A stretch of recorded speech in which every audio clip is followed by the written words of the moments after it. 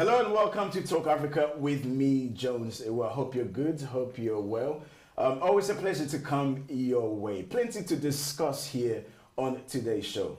As always, we do encourage you to get involved in what we're discussing today. It's always good to hear your take. If I may remind you, I keep saying this, right? And I feel like I sound like a broken record. But a couple of weeks ago, the president of Ghana, John Dramani Mahama, was here at Chatham House. He made this submission, which I thought was fantastic. He said, if you don't get involved in politics or current affairs or issues happening within society, then it will have an adverse impact on you. So do get involved. I encourage each and every one of you, get involved. Get your friends, your aunties, your parents, your loved ones. Get involved. Let's have a discussion today. Today, later on in the show, we're going to talk about the upcoming elections in Nigeria, the 2023 elections, which will take place on February 25th. Nigerians will go to the polls to elect a new president. And joining us later on the show to discuss this, he's a young man that a lot of people follow on social media. He's an investigative journalist. He's also come up with some facts about one of the presidential candidates in Nigeria, and we will talk about that a bit more. Plus, democracy as a whole in Nigeria, and then right after that, we'll talk about languages. We're asking the topic of the day. What we're asking is it time to forget about using English or French to teach in respective countries across the continent of Africa and opt for the mother tongue? Let's hear your take on it. But we begin the show with an interview with Barbara Sewa Echampong. She's an author of Pookie's Dumplings book. Barbara encourages children to get involved to speak their mother tongue. Barbara, thank you very much for joining us today. And I think the question is, why? The importance of speaking your native language. Firstly, I just want to say thank you for having me. It's a great opportunity to be here. Pleasure having you. The importance of speaking your mother language or your native tongue is that it is who you are, it connects you to where you're from, and it's also a form of your identity. So for me, I'm one of the blessed ones. I'm Ghanaian. Parents taught me to speak Twi at home, especially my dad. He encouraged us to speak Twi. When we was at home, he used to say, look, if you speak English outside, when you're in this house, you speak Twi. So it always gave us a sense of identity. Even though we lived in the UK, we understood that we were from somewhere else. And what's happened over time is we've stopped speaking our language and we've stopped passing it down. So for me, I think it's really important that we can encourage the younger generation to hold on to this because it's so important, so that's why I think it's really important. But then, people, especially, I know that we're global now, international, right? Yeah. People are watching us from all over the world. And the likes of us who happens to live in the diaspora, of course, the common language, if you're in the UK, is English. Yeah. And so you realize that, people that have come here from across the continent of Africa, settled, and English is the dominant language. Is it necessary, should I put it, to want to instill, the native language in the child? Of course it is, because it shouldn't be one or the other. Okay. So, for example, when you go to France, when you go to Germany, when you go to Italy, they can still speak other languages, but they still hold on to their own language. So I think that, we shouldn't feel that it should be one or the other. It should be, being bilingual is a positive thing. So I think that we shouldn't get into the situation where it feels like, why should we speak our own language? Because it's really important to connect us to who we are. And also, it's a skill to be able to speak two languages. If you can speak French and German, people think, oh my God, you're amazing. So why is it that the African language, specifically, obviously because I'm from Ghana, why is it that I can speak Twi and I can speak English. Why do I have to choose one or the other? Why can't I speak both and celebrate both? I mean, I can tell you're very passionate about this. How has it shaped you, though, as a person? For me, I was always brought up in a household where we knew we were Ghanaian. We spoke Twi, as I said to you just now. My dad, both my parents actually, but more so my dad, because he was a proud Ghanaian, proud to be from Africa, and he recognised the importance of making sure that even though he had left Ghana, it was still important that his children understood where they were from. So for me, it shaped me in terms of not just the language, but the culture. Eating jollof rice. I know there's a beef between Nigeria and Ghana. I think that has been settled. I think has it really? Senegal actually won that contest, yeah, Senegal won, yeah. Yes. But things like the food, understanding, I mean, throwback. Do you remember Osofo Dazi? Osofo Dazi, absolutely. Osofo Dazi. My parents used to get the video. For those that, you know, was it VCR? For those, I'm going way back. Way back.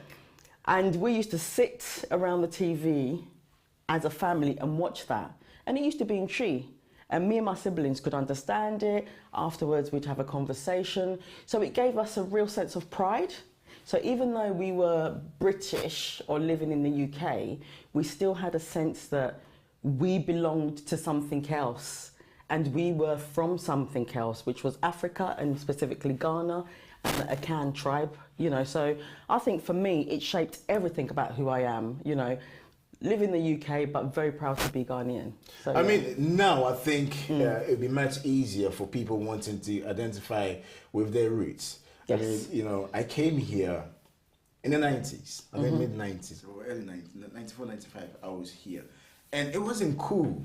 I know. To show your true identity or culture. Yeah. I think a lot of my friends watching will be thinking, we used to, want to speak patois. We wanted to be Jamaican. Right, wanted to be Jamaican, which, there was nothing wrong because at the end of the day, that was what was happening. We were heavily influenced by their music, their culture and everything. But it seems to be a shift now, isn't it? Definitely. And when you speak to people, there's a sense of...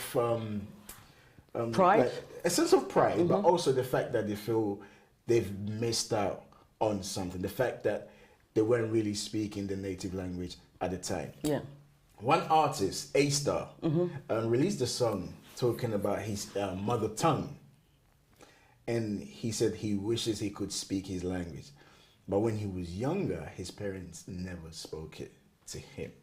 And I think, if I may ask, do you think that it's more of a thing where, because we do get it in our community, where parents want their children to speak English. Definitely. There's this notion that if you speak English, it makes you more intelligent. That is the notion, but I think that firstly, we have to be kind to ourselves, because I have friends who can't speak either Ga, Ewe or Twi. And I think that it shouldn't be a discussion about blame, because with all good intentions, when our parents came here, they felt that if we can speak English, it will open up lots of opportunities for us. So I think what some parents did is they focused on that aspect, not realising that you can have both. So, and I completely understand, when I was growing up, it wasn't cool to speak your language. So sometimes I'll be out in public and my mum will be speaking Twi.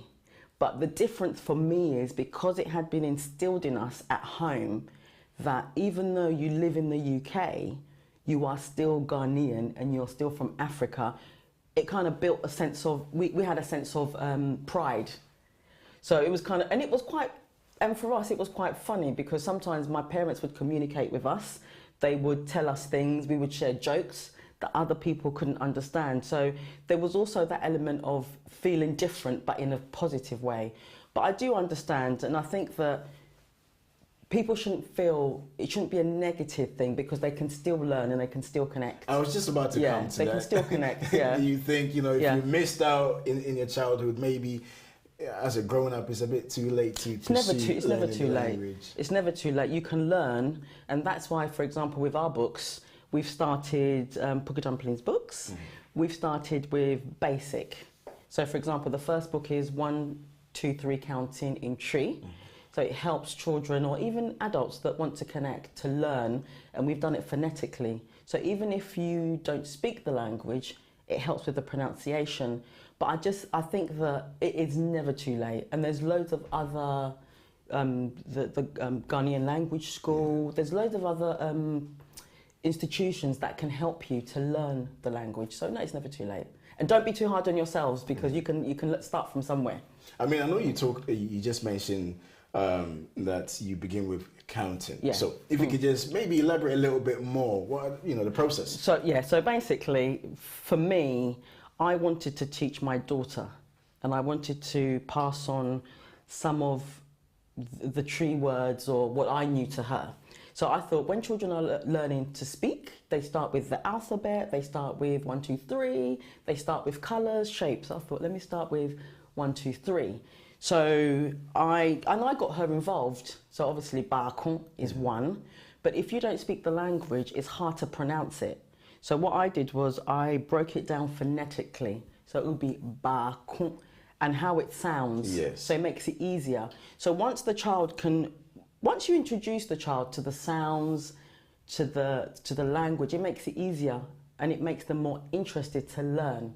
So then with the second book, we focused on days of the week and names, because names are also important. So for example, I was born on a Wednesday, so I am Ekuya, and you were born Thursday. So what are you? Yeah. Oh, there we go. Yeah. So I thought that, and I wanted to also make it more not exclusive, more diverse to everybody. So regardless whether you're Ghanaian, whether you are British, whether you are French, everybody's born on a certain day. So all children can get involved. And also I think it's important that African languages are kind of exposed to the curriculum or exposed to other children. It's not just about European languages, French, Spanish, We've got loads of amazing languages in Africa that children can tap into. And also I think it goes back to the whole concept of identity, because then kids can see that from Africa, we have these languages, and these languages are also as important as European languages and as valuable. And that feeds back to feeling proud of being from Africa. Well, you've more or less Sorry. my next question. I mean, that's fine. I was on the roll there. Yeah, that's fine. You more or less answered my next question, which is, our point of discussion today. Of course, across the continent of Africa, Ghana in particular. So we talk about Ghana. The official language in Ghana is English. And of course, you've spoken about the fact that there are diverse languages in the country. And today, it'd be good to hear your take on this, right? Where the question we're asking our viewers and listeners today is that, is it time to do away with, foreign languages such as English and French that are used to teach or used as official languages, and maybe adopt a native language to teach? I mean, I think that's a really interesting question. And I think from what I kind of explained before, we shouldn't get into this debate about one or the other, because obviously Ghana was ruled by the British. Yes. So a lot of our history is connected to Britain and English. So I'm sure that a lot of people do speak English. Also, we have to appreciate that there's loads of different dialects in Ghana, So then what language would we choose as the dominant language for everyone to speak? So my take on it, I would say languages, whatever language you speak is important, and it opens up the world to you. So if you speak English, it opens up the whole world to you. If you speak French, it opens up the world to you. What we need to do is we also need to value our own languages, so that we know that if I speak Tree, it opens up the world to me. If I speak Ewe, so we have to respect that and celebrate that. It shouldn't be one or the other. It should be both, because both offer different opportunities. So I don't think we should. This is just my little take on it.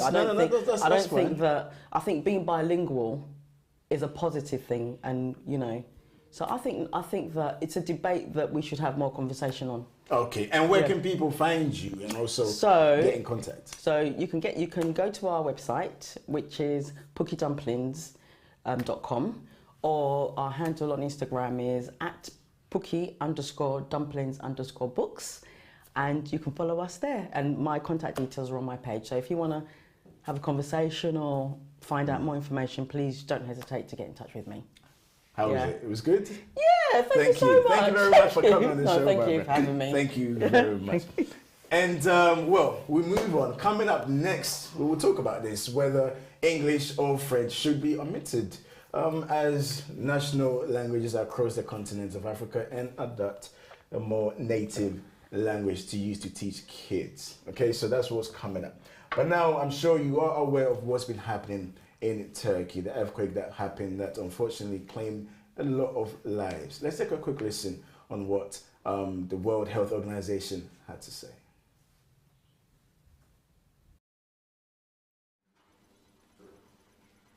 By the images and reports coming from Turkey and the Syrian Arab Republic.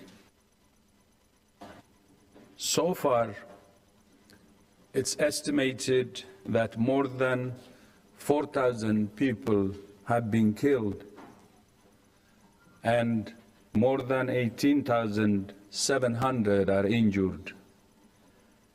But we all know that these numbers will continue to rise as the situation evolves.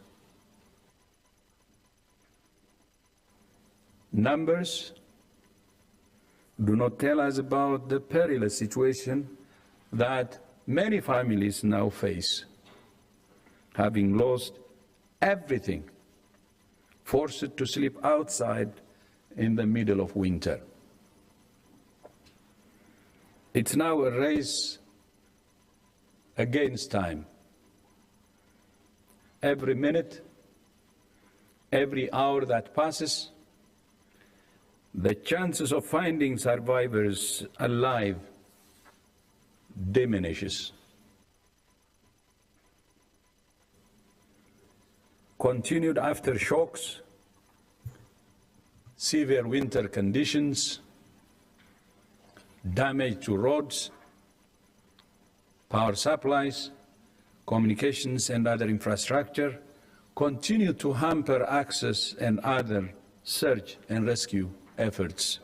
WHO is dispatching 3 chartered flights to both countries with medical supplies, including major surgical trauma kits from our logistics hub in Dubai. We will work closely with all partners to support authorities in both countries. In the critical hours and days ahead,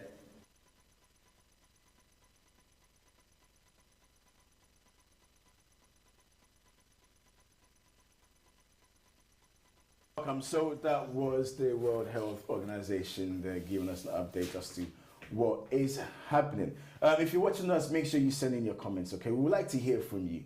You can also listen to the show on GN Radio. We're streaming live on Facebook, Talk Africa page, and also on YouTube as well. But now we move on to our next point of discussion. Earlier, I did pose this question rather to you, asking, do you think that it's high time that we deal away with English, French being used as the national language across the continent of Africa, and adopt a more indigenous language? Let's hear your take on this. And joining us to discuss this show, I don't think they need any introduction, but I will introduce them. We have Julius Baluto. Julius is a journalist, also editor of Informer East Africa. And Kofi Ali. Kofi Ali is also here with us. He's ECOWAS Citizens' Rights Advocate. Gentlemen, thank you very much for coming on. Now, if you're wondering why we're having this discussion, I mean, it has been an ongoing debate. Earlier, we spoke to Barbara, and Barbara spoke about the importance of being able to speak your native tongue. However, she also spoke about the fact that it shouldn't be one or the other. Where do you stand? Are you for both or one or the other? It was reported that Nigeria, the government actually introduced a policy to encourage schools and children to be taught in their native language. How well do you think this will go down? Let me come to you first, Kofi, because I know you're very passionate about this, and so is Julius, by the way. I know you're very passionate about this, and we've had discussions in the past. And I think it's only right for you to come on here to talk about this. Your take on this? You think it's a good move for Nigeria to push this, or do you think actually across the continent, respective countries should also follow suit? Thank you very much. Our condolences go to the painful experience in Turkey. Turkey, yes. We are all with the unfortunate thing, Syria and so on. It's really serious. 6,000 people haven't lost their life. But coming back to where we are on the subject you introduced, in fact, for us to even be discussing it, I think we have a serious problem ourselves, in the sense that I'm a Ghanaian, you are a Ghanaian, he is a Kenyan, and here we are in one language speaking together. Why? Because we have a common currency, which is the English language. If it's from the French-speaking country, maybe he'll be speaking French, and we will still find a way. So we have two evils to deal with. Here we are, almost 2,000 something languages, native languages, in Nigeria. We are talking about a country that is totally disunited. And language is a platform for identity. We are not actually talking about language. We are talking about official language. And we are going to introduce children to the platform in which they will fight for their future tomorrow. It's like a currency. And here we are. One language that unites all Ghanaians together, regardless to our background. We are saying because it's not native to us. Because those who brought it are called colonial masters. They sold slaves, they did all evil. And because of that, we are not doing it. Who are we fooling here? In the EU Parliament, that language, but this is what the Nigerians are saying. Let's get them very clear.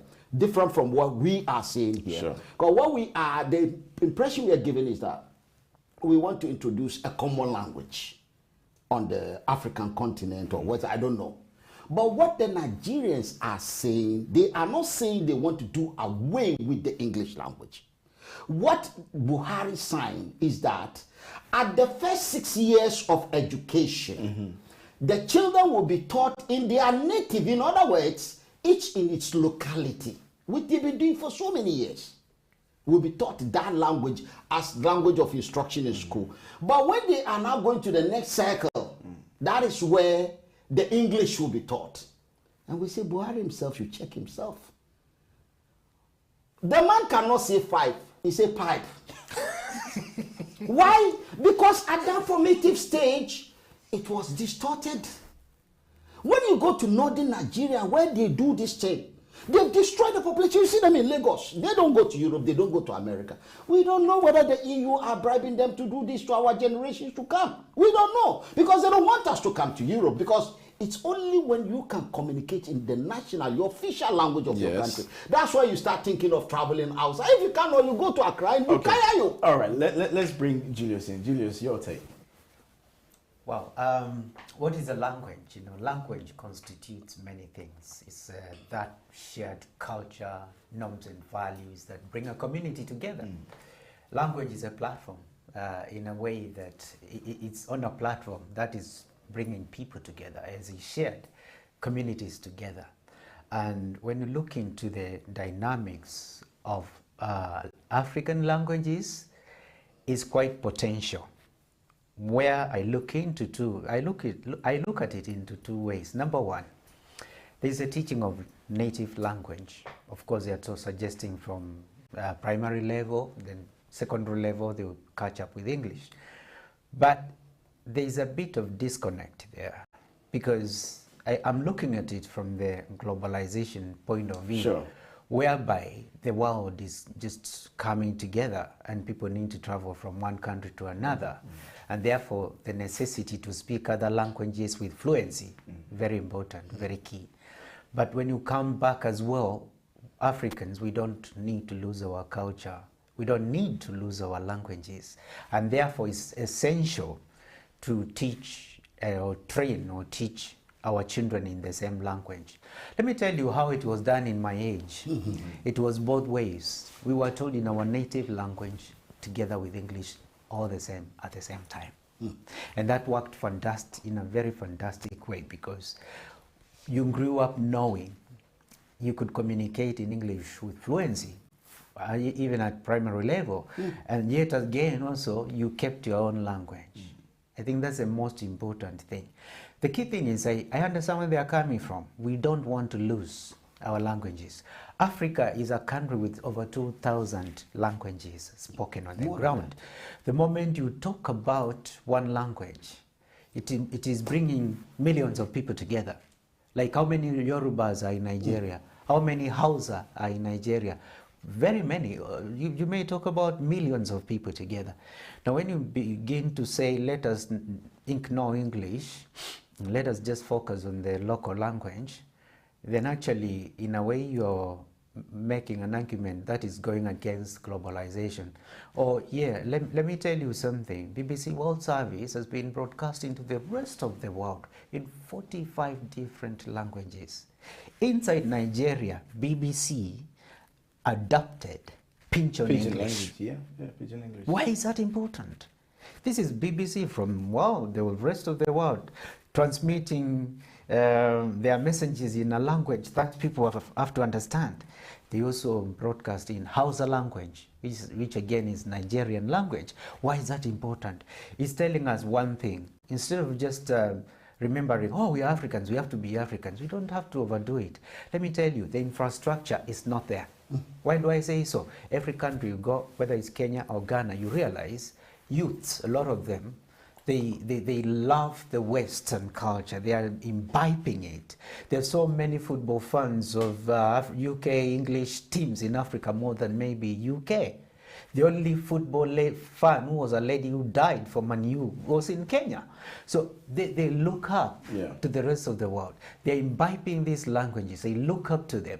The moment you tell them, go back and listen and learn your own language, in a way, there is a bit of disconnect. All right. Okay. We're going to take a quick break, and when we come back, we'll continue with our discussion. We'll be back right after this.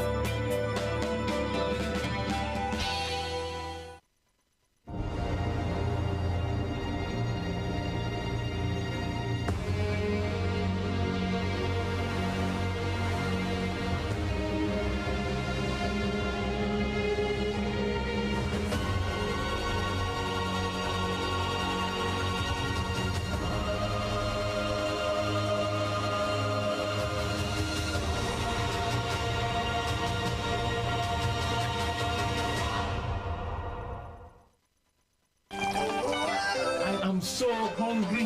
This award kill me. I'll say for Grandpa. Who will get Grandpa's dinner? Okay. Whether you're looking for poundo in your crayfish stock, all-purpose seasoning, or any other ingredient, Tropical Sun has everything you need. Hey, no. Take the pounded yam. My strong young man. My hero. Hey.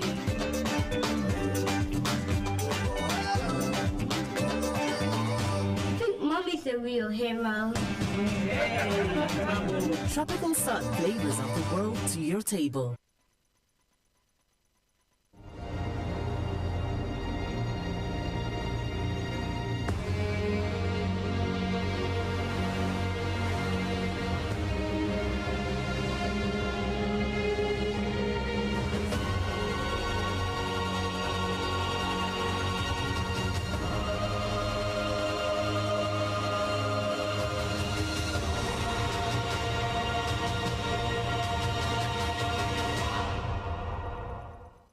Leatherback helps you move your money securely from one country to another with ease. With over 20 currencies to choose from, including Indian rupee, Naira, Ghanaian cedi and US dollar, with Leatherback you can move money anytime, anywhere.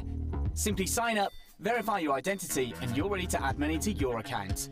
Leatherback is licensed in 4 countries, and with full visibility of your cash flow via our dashboard, you're in control. One access, one platform, one world. Download the Leatherback app and let the journey begin.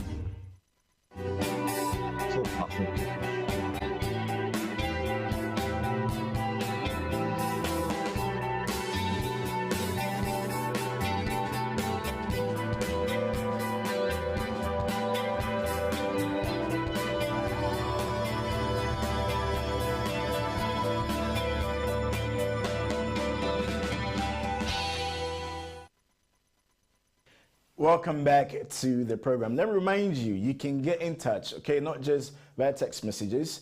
You can actually call in, and the number should appear on the screen very, very soon. If you just tune in, we're asking the question, is it high time? Respective African countries do away with foreign languages being used as official language. So here we're talking about English or French. And is it time for indigenous languages to be used, to teach in schools, or to become official language? Guys, before we went on a break, right, I think both of you more or less agreed on the subject. But the fact that, for instance, Ghana is English, Ivory Coast is French, is that an issue? In fact, I don't think it's an issue. Totally, it's not an issue. In fact, it's even better. I think we have this challenge about our past. And sometimes we behave as if we have something special before Ghana was formed. And sometimes my mother was formed before, I think, in Gold Coast. Yeah. When Gold Coast was. So there was no Gold Coast. Her mother was formed was born before Gold Coast was formed. Then I was born into Ghana. So we should understand there's been evolution and revolution. Whoever did it, the British did their own, and the French did the one here, the Germans did whatever, they are gone. But one thing they've succeeded in doing, bringing Dagbani, bringing Farafara, bringing Dagati, we were actually fighting each other before they came. So, So now, what you just mentioned now, just for the sake of our view, is tribes. The tribal languages, Yeah. the native languages. Yeah. Now, the problem we are now having at this point in time, where our problem is youth unemployment. Our problem is now there's a problem in Turkey. We all have within us, people are sending messages. What are we sending to them? And I ask them, hold it. Even the one we consume, we need to import it. The only thing we can give them right now is dollar. Even the dollar we don't have. That's what we can contribute. So let us look at this issue. English language, we wrote our constitution in English language. We wrote our parliament. In our parliament, people from different parts of Ghana come together, English language. We communicate in that one language and everybody hears it. The French do the French-speaking country. That we should understand. The reason why we are still subject to the will of the Europeans and Americans is not because of the language. It's because of our own inability to understand what we are doing with the language. So the official English language, look at the way we dress. Is this how our ancestors dress? Who are we fooling? Just look at us in the studio. So let us be real. We are the generation that are meant to bring in, to make, because in 1960, very few Ghanaians can even write their own names. Today, a good proportion, and we are that generation. Education has come. The future is here. Some are still fighting on Ashanti and Tree thing, and then they are running their churches in it. Those of us from this side are working hard. But we can all see that when you come to a Ghanaian with that English language, we are far better. When we meet in ECOWAS, what language do we speak? One speak Arabic from Morocco and all those things. We speak English. The Ivorians speak French. We have few languages to interpret. Few languages. Why do we want to go and reinvent the wheel? Start all over again in the days of internet? Let's bring in Julius. I mean, Kofi has made his point here. Yeah. But the issue with official language, if I'm just going by what Kofi has said, if you look, especially across the continent of Africa, literacy is a big thing. How many children actually understand the English language, which is the official language? And obviously, if you compare that to Ivory Coast, one thing that seems to be symmetrical across the continent of Africa is unemployment, literacy. Mm-hmm. Oh, I advocate for one language for African countries. I also advocate probably for a language that will give a sense of ownership. I've interacted with a lot of people from different parts of the world. I remember my former, the guy who used to fix my computer when it broke. He was an Indian chap. And I would take my computer to him, and he would just immediately convert it into Indian language. And you fix it. After fixing it, you convert it again to my English language.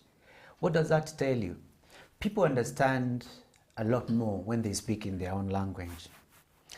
They understand clearly, or rather, language is like giving you ownership of your destiny in a way. So therefore, as much as we have these languages, seeing this French, English as official language, we need to rethink whether that's a correct thing or a wrong thing. In countries like Swahili is spoken in most African countries, why is it not just official language, for example, in all these countries instead of French or English? You see, the thing is, let's not talk as if we are talking for the future of the youths of Africa. We also have mixed generations. There are people who are pained by the experience of colonization, slave trade, and all that. What do they see? They see these official languages taking part in it all. And therefore, to some of these generations, owning a language is like you are owning your own destiny. See, whether I stand on the platform of Yoruba in Nigeria or Igbo or Hausa, the moment you say Igbo, it's a constituting a group of people, a community, and just that language brings them together. It's important to have a language in Africa which we can call our own. I'm not saying let's ditch out all these other languages, but it's future. Let's rethink. Is it necessary to have this English as official language in these countries, or is it necessary to have French as official languages in these other countries? Because then again, doing away with them to some generation, there are people who went through colonization, they may be like, if we have finally gotten rid of colonization. Well, the conversation continues. Continue to send in your text messages, watching us on social media. But for now, we bring it to an end. We say thank you to Kofi Ali and also Julius. I can tell Kofi wanted some more time, but hopefully I'll speak to the producers and next time we'll give you, Kofi, more time to talk about this. But for now, let's take a quick listen to this report by the UN talking about how easy it is for vulnerable young people to be recruited into terrorism. 8% of voluntary recruits do cite a trigger event that caused them to join, and of them, 71% cited these human rights abuses such as government action. In many countries where the lack of income, the lack of job opportunities, livelihoods, desperation is essentially pushing people to take up opportunities with whoever offers them to. And the research underscores the relevance of these economic factors as drivers of recruitment. 25% of voluntary recruits cited job opportunities as their primary reason, and 40% said they were in urgent need of livelihoods at the time of recruitment. The geopolitical dimension should not surprise anyone. It is a part of precisely this phenomenon when states are essentially no longer able to provide the rule of law and to provide national security, then the opportunity for other actors to become part of this drama grows exponentially. We have seen it in Mali, we've seen it in Libya, we've seen it in the Horn of Africa. What is important, it is this toxic mix that is created. On the one hand, poverty, destitution, because it's not just jobs. I mean, 40% actually cited also the urgent need of livelihoods. Then this phenomenon of a society, in a sense, no longer having a rule of law, turning to some of these violent extremist groups to provide security, the kidnapping, the forced recruitment that takes place, and all of these factors play a role.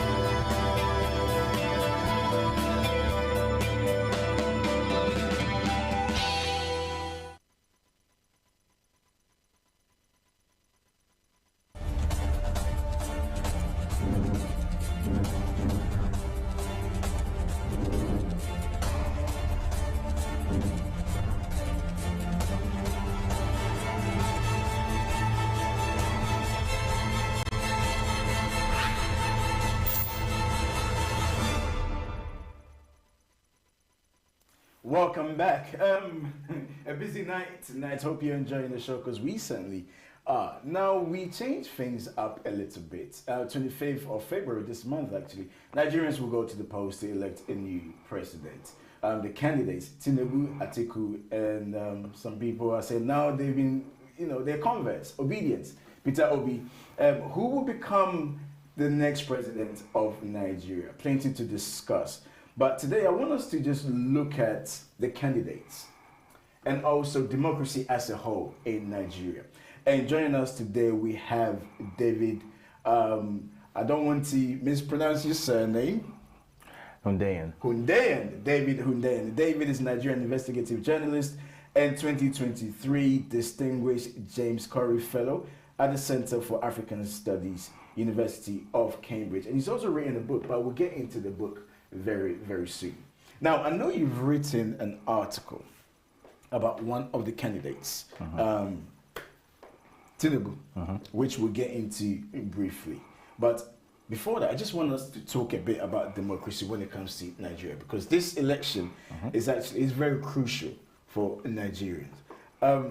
Democracy as a whole and how it has been practiced in Nigeria, because many are saying that this particular election is actually different to previous elections, and I want to know your take on that, your position.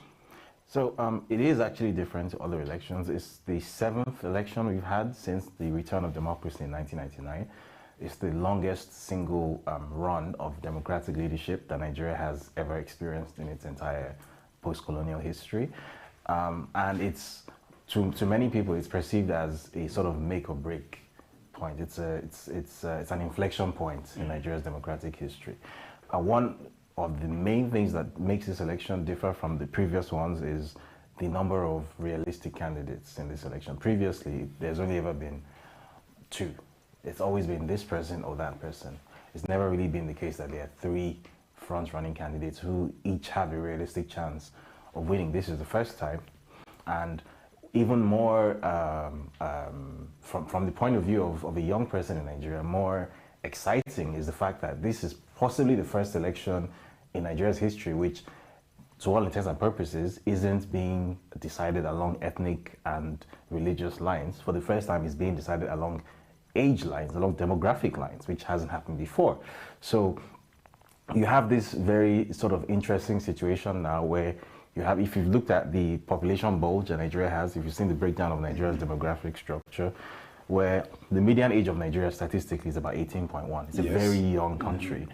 But for the most part, that has never really sort of had any bearing on the voting outcome of elections, right? First of all, the number of registered voters has always been very low compared to the total population. And then the voting turnout on election day has been even much lower.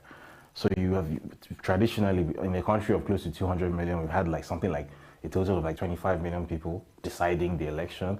This time around, the voters register swelled to over 80 million. We've had tens of millions of new signups who are almost exclusively from the under 30 age group. And dare I say that the vast majority of those people who have signed up to be fresh voters are voting for something which is outside of the traditional 2 power blocks, the APC and the PDP. And that candidates, whether by providence or by accident, has turned out to be Peter Obi.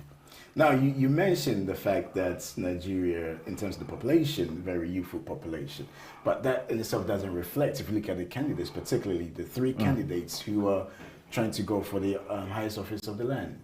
So I don't think this is a specifically Nigerian problem. I think this is an African thing where we are demographically by far the world's youngest continent. The average age across Africa is just under 19. To put that in context, the average age in Asia, the median age in Asia is 33. So we are but the people who happen to be in positions of leadership are 2 or 3 times the median age in Africa. That's the case across the continent. I think that's just amplified more than in other cases in Nigeria, because for a country so young, for its political class to be so old, I've actually argued in the past that there's an argument to be made that it will mean that the system is not actually democratic, because the definition of democracy is a government of the people, for the people, by the people. So if the government does not demographically represent the population that it governs, then can it be said to be democratic? So, but having said that, I think even though you could say that it's basically a 61-year-old running against a 70-something-year-old running against an 80-something or 90-something-year-old, the fact still remains that in the context of Nigeria's post-colonial leadership, a 60-something-year-old democratically elected leader would be a great departure from the norm. It would represent, from the point of view of someone who maybe is used to the political system in the UK, where you have Rishi Sunak, who's like 40-something years old as the Prime Minister, a 61-year-old head of state doesn't sound like an impressive thing. In Nigeria, it absolutely would be a feat. It would be something impressive, because for the first time, you would have a president who is still very much physically in command of himself, who can still have the physical vitality to actually run a government. And the importance of that would be that for the first time, you would have a presidency that would not essentially be controlled by competing power blocks of people around him, as we've seen over the past few years, where there's this cabal going against that cabal, then you have one sort of tired old man in the middle who is like spending half his time, jetting off to London for medical treatment. This would be a departure from that. So I think that's, even though in a purely demographic sense, you certainly cannot describe Peter Obi as a youth, but he's definitely much younger than the others. And in terms of what his governance could represent, it would represent something much closer to what the young Nigerian population would hope for than what they've. I just want to just follow up on what you said earlier, that this particular elections is not about ethnicity or religious affiliation or whatsoever. Why do you think that is? Because in the past, many have argued this is what has actually stopped democracy, quote unquote democracy, from working in Nigeria in particular. So I should specify that when I said that this election isn't being decided along ethnic and religious lines, I should have specified that the support base for the non-status quo candidate, who is now the front-running candidate, Peter Obi, is the support base which is not based on ethnicity and religion. It's rather based on age. For the other two candidates, specifically for one of the candidates who happens to come from the Southwest, on the other hand, there is still very much a very large ethno-religious bent to it, because I guess that's the only way they know. That's the politics they've been used to. They're too old to change. But the reason I think we were witnessing this shift in political consciousness in Nigeria is manifold. I think it's impossible, it's dishonest to have this conversation without referencing what we saw in 2020, the EndSARS protest movement. Even though I've been very reluctant to draw a straight line from EndSARS to this to this electoral season, but I think it's impossible to not link the two, because first of all, the manner in which the protests were organized, the sort of decentralized, leaderless way they were organized, mirrors very closely the way the Peter Obi campaign has sort of, metamorphosed almost out of nothing and become the front runner, even though there is no structure in place, really. It's just young people. I don't think we had seen that before 2020. So that's definitely an important thing. And I think something else that is also important is that if you look at Nigeria's demographic breakdown, there's a very large, if I'm not mistaken, the largest single demographic in Nigeria is actually under the age of 20. So Nigeria is statistically a very young population. So, and we're going into something called a demographic dividend, where the vast majority of the biggest bulge in the country's demographic structure is within the working age. So we're just about entering that. So there's a large block of voters that have just turned 18 or 19, or they've just come of age over the past 4 years. And these are the voters who were born in the information age, right? Unlike, people like us who, by their standards, we are ancient. We were born in the 90s and 80s. In our time, there was no internet. In our time, we only had things like Nitel. We didn't have GSM.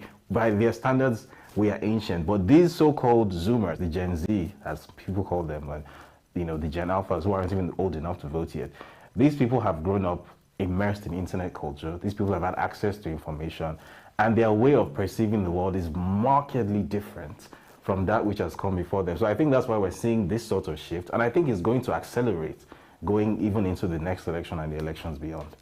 And I mean, you kind of, take me on to my next question, because your article which you wrote concerning one of the front runners, I mean, he's tipped to become the next president of Nigeria. He's the favorite, right? Tinubu. You wrote an article with his connection with a case of drugs, heroin trafficking in the US. Yeah. And of course, you're talking about the time when this incident took place in the 90s, lack of information, so people weren't aware. We've come forward now, into the 21st century. Before you go into, the story that you wrote about, how have this been received? How has it been received? Are people even bothered about what happened in the 20th century? Actually, they are. So what I found with the reaction to the story and the documentary, because there was both the written story and a visual documentary made out of it, the reaction has been twofold. So the minority has been sort of older-ish people who are like, this happened, whether or not this happened in 1991. This is ancient history. Why are you resurrecting it? Let bygones be bygones, which I personally think of as a ridiculous position to adopt for something that serious.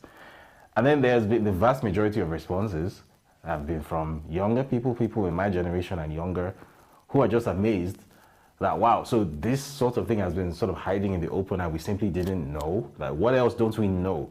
What other open secret is there lying in some public record somewhere in the US or in the UK or in Europe or in Canada or in Australia that we are not aware of, simply because there is this asymmetry of information that traditionally has existed between the Western world and Africa back when we weren't in the internet age. So those are the two reactions that I've observed. And a bit more about the story, because I read the article. It is damning.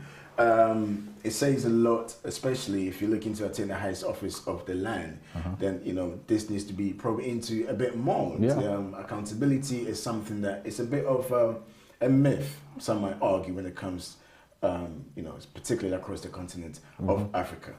Going to this year's election, he's seen as the favorite. One of the favorites. One of the favorite, I must say. However, this has not really rocked him. Is it a thing, again, I will ask, is it a thing of people saying, we don't really care? If that's the case, are people still part of the problem? So yes and no. First of all, I wouldn't say it hasn't rocked him. It definitely has had an effect. It has definitely had an electoral effect. It is actually part of the research I'm actually doing on my fellowship at Cambridge is to establish the extent to which so-called new media, independent platforms like mine, have an impact that even established old traditional platforms don't have. And one of the research cases that I'm using is this particular story that I did, because in my observation, obviously this is the scientific observation. This is just like basically word of mouth. This is just a colloquial observation. This is something that it's part of the political lexicon now. People refer to him as a drug dealer, something which a year ago simply didn't exist. Right? People simply weren't aware. This story had that outsized effect. However, going on to what you said about how his electoral chances haven't necessarily evaporated into thin air because of that. That again, you also have to bear in mind that, as I mentioned, this person has a very strong ethno-religious angle to his candidacy. There is regardless of how many Gen Zs are coming up into the voting age, there's still a very large block of voters who don't know what they don't know. Right? They're stuck in the same mentality that they were in 1985. That is all they know. As far as they are concerned, an election in Nigeria is first and foremost an ethno-tribal tussle. So this is someone from my ethnic group, this is someone from my tribe. So if I'm going to vote, that is the voting issue, and I need to make sure that someone from that other tribe doesn't get it. That's all it's about. And just briefly on the article talks about Tinubu's involvement in drug trafficking, to do with him actually depositing funds. Laundering money.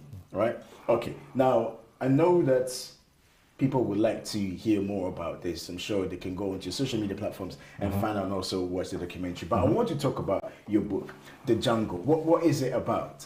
So the full title of the book is The Jungle, a personal journey with the enfant terrible of Nigerian journalism. Now, what it is it's essentially an anthology of some of my most sort of seminal work up to date. I developed a reputation back home for writing investigative stories in a non-news format. So they're written as stories. So you can read it as like a crime thriller. It's an actual, factual, journalistic endeavor, but it's not written with the 5 Ws and H formats, right? It's written specifically to keep you reading to the end. And my publisher had the idea, brilliant idea. I wasn't the one who came up with the idea, I have to admit. It was my publisher's idea to put combine all of this into a book. That these are really good reads, standalone reads. So why don't you just put all of them together, add some commentary, right? And it's a book. And I have to say, you know, even being that I'm the one who wrote the book, when I read it, I still came away feeling like, wow, that was a good read. And I'll also say that, that a fellow you might not know, his name is David Fickling. He's the publisher of DFB Books, which publishes Philip Pullman. So he read my book recently, and he actually sent a message saying, wow, I was shocked by it and I enjoyed it. So that's something that was really good for my ego, I have to say. And I mean, I think if David Pullman's publisher says that the book was good, then I think it's fair to say it's probably good. So yeah. Well, it'd be great for us to get a copy of your book so we can read it too. Absolutely. So, but the fact that you've written such article, I want to know. I mean, you know, from one journalist to another, what kind of feedback, personal feedback, did you get from writing such article?